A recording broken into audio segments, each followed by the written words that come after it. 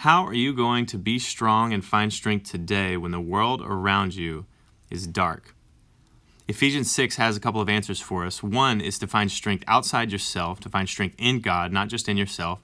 And the second answer that's found there is to be aware of the spiritual dimension of all of this. Let's take a look at this. So first he says, be strong in the Lord. Look at this focus. Immediately goes outside the self and find the strength of his might. Put on, so this is outside yourself. You got to go find it. Put on the armor of God so that you can stand. And then he comes back again and finishes where he starts. He says, put on the armor of God. Armor being figurative and spiritual, not an actual battle. So in the Lord and in the strength of his might. So this is outside the self. And this is different than what culture would likely tell us, because if culture was to write its own advice book, then it would probably say, be strong in yourself and in the strength of your might, and put on the armor of your Eunice, because you are enough and you are self-sufficient.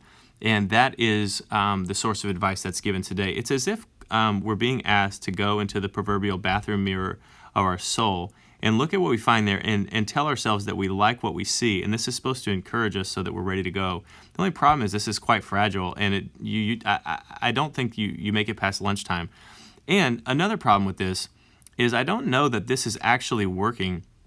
I think the voices that are telling us you are enough are actually the ones doing the real encouragement. I think it's coming from here still. It's still an external source. And so we were made to be encouraged by something outside of us, that we're not self-sufficient. And to think that we are is to forfeit the battle from the start. And so Scripture assumes this and says, look, you're going to have to look to God in order to get through this. So as we face coronavirus, you're going to need more than you, period.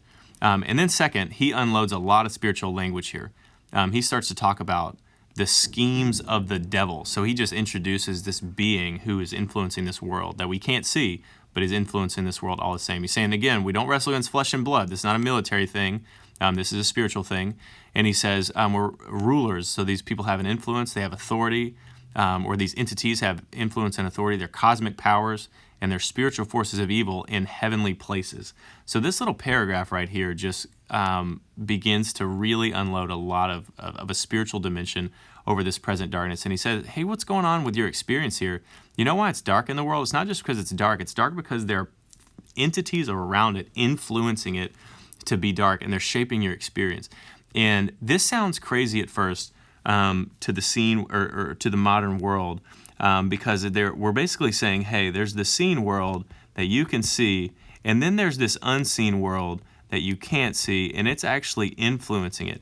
Now, this sounds bizarre at first, but when sickness was discovered, ironically, when viruses and things like this were discovered, it was wondered how someone could be sick. Maybe it was spiritual, maybe it was a demon, we didn't know. But then when a magnifying glass was held up to it, we found, there's an unseen world, a microscopic world that's actually affecting people. That's how germs and viruses and bacteria and things like this were discovered. And so it sounded crazy to people at first that an unseen world could affect the seen world, but of course it did. Now, a quick word about how this actually happens.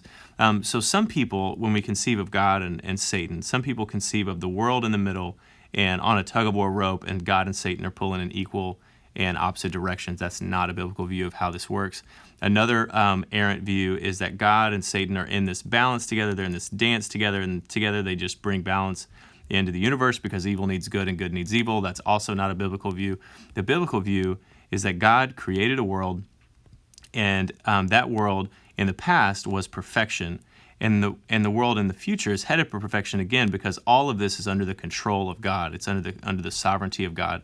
But in this present moment, there is an entity who is attempting to influence this world for ill, and that is Satan and all under his influence. And so you might not be able to see it, but while it's shaping your experience, you'd be crazy to ignore it. Now, you don't want to overemphasize this. You don't want to underemphasize this, but this is a part of our experience. And if you can look outside yourself, and if you can be aware that this kind of thing is going on, then you will be able to withstand in this evil day. This is an evil day with the season of coronavirus, everything we're dealing with. But if you can do these things, you'll be able to do all, you'll be able to stand firm. If you want to see how to access the strength of Christ, you can go to Philippians 4, or you can just read down right here into the next paragraph in Ephesians 6. Let's be strong, church. See you tomorrow.